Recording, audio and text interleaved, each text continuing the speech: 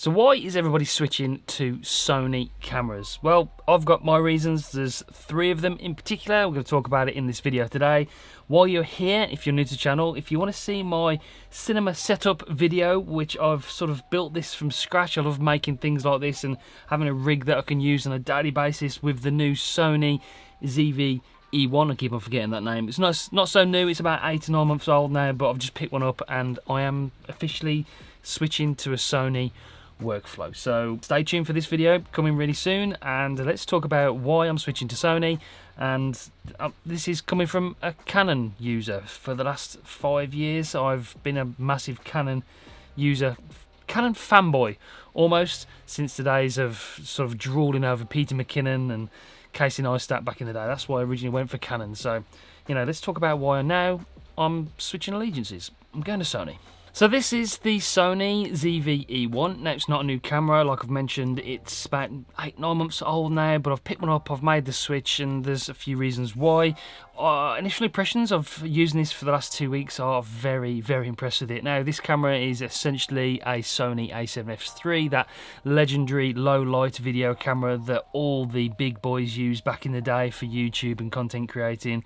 It is fantastic. It's got everything you need inside of this. It's got 10-bit recording internally. It has 4K 120, 4K 60, 4K 24. It's got the S-Log profile in here for shooting really high dynamic range. It is fantastic, along with all the other advanced features, the improvements over the last few years from Sony, like their amazing autofocus, AI features.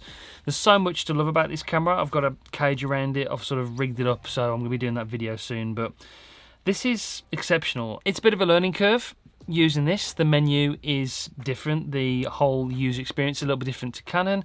It is a video-centric camera, this one, so I'm not going to be using this for photography too much. I probably will do the odd thumbnail with it. I'll probably keep my Canon R6 I'm shooting this video with just solely for photography going forward. I've got the 35mm 1.8 on there. That was the lens that I read and researched was the most recommended for this camera and one of the best Sony lenses out there. So we're starting with that one. I will probably jump into some G Master lenses further on down the line as the budget expands. So that sort of brings me to my first point about switching to Sony, and that is lenses.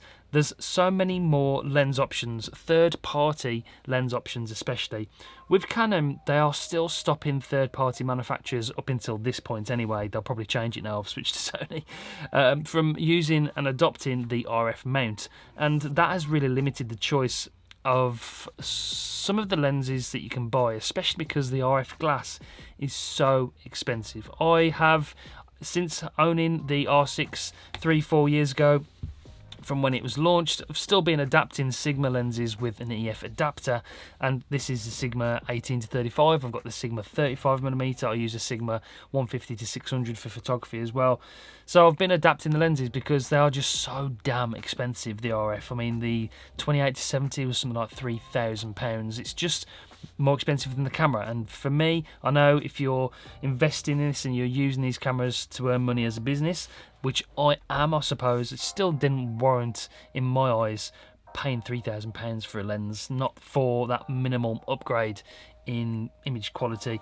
This lens so far was about £700, I think, this 35 1.8, and it's just exceptional. The image quality out of it is amazing. Now, the lenses that are available are for the Sony are just far better, and there's a lot more options, and they're cheaper. You've got lenses from Sigma, which are native, and they've got E-mounts. You've got lenses from Tamron, which a lot of big YouTubers rave about, and then you've got, I mean, other lenses from companies like Viltrox and Suri as well that mount directly onto the E-mount, and I don't see that changing. It's only going to get better when it comes to the lens options that you've got for this camera. So that was one of my main reasons for switching to Sony. The lens options, they are cheaper for a start, and there's more of them, not as restricted as the Canon RF mount. So that was my first option. My second reason was a camera like this. Yes, it's £2,000 in the UK, which is still a lot cheaper than some of the cinema and more video-centric cameras you can get from Canon, like the R5C or the C70. I'd have to spend a lot more money to get the same sort of video features that you get inside of this ZV-E1 the same quality, the same low light performance, the 4K 120, I'd have to spend a hell of a lot more money on Canon than I would do if I was buying a Sony camera. Now, I started off originally with YouTube with the idea of having a hybrid camera. I was doing more photography at the point. As this channel has evolved, it's gone more towards video. So I'm recording more video now than I ever have done. And that made me switch to Sony because I need a more video-centric setup, especially now I'm not shooting as many photos. I'll probably keep the Canon, like I've mentioned, for just solely photography, the full frame sensor and the other lenses I've got already. But going forward, I'm solely, 95% of the time I'm going to be doing video. So it makes sense to have a more video-centric camera system for my business, for YouTube, for video production, for other things that I do on the side, and that is this camera. There's not a lot out there that really beats this ZV-E1 as far as the 12 megapixel sensor, the low light performance, the 4K 120, the video options, the autofocus as well. There's not a lot out there that beats this camera at the moment, and that is why I've gone more towards the Sony system at the moment. I don't really see that changing in the near future, in all honesty, so that's the second reason why I'm switching to Sony. The third option is, again, I suppose related to video, but what I'd call not AI features, because I don't like the word AI. Not everything is AI. It's more intelligent features, like the focus breathing compensation, so you can use older G Master lenses like the 24 1.4, which had pretty bad focus breathing problems.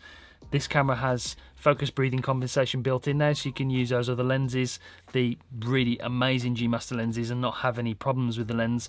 You've got AI reframing, I think they call it, which actually uses the 6K sensor in this to crop in a little bit to you and follow you around the frame. You've got that option. You've also got the autofocus in this, which is their new autofocus system, which is incredible. There's so many different subject tracking options you've got in this. And then you've got the product showcase mode, which comes in very useful for something that I do, especially when I review a lot of products. You have got the background out of focus mode, which means you can use a cheaper lens and not have the f-stop so low, so you can shoot outside but still have background blur. That's an option. So there's so many smart features. I'm just touching the surface. I haven't really dived too much into the menu. When it comes to all the other features this camera has, there are other videos on the internet that you can check out if you want to know all about this camera. But so yeah, those are the three reasons why I'm switching to Sony. You've got the lenses, you've got the smart features, the not AI but intelligent features, and then you've got the fact that these cameras are more video centric, and that is where my workflow is going for the foreseeable future. So yeah, I'm excited to see how I'll get on with Sony. So far so good. The battery life is absolutely amazing, the build quality is fantastic, and it's got all the features that I'm looking for in the camera. It's kind of the perfect camera, if I'm honest. So that is why I'm switching to Sony, and that is why I think maybe if you do the same sort of thing as I do, you should probably think about it as well. So that's it for this video. Make sure you do subscribe, press the bell so you don't miss any future uploads, and if you like this video, make sure you check out this one right here, and you might want to check out that one there as well. Until next time, I'll see you soon. Bye guys.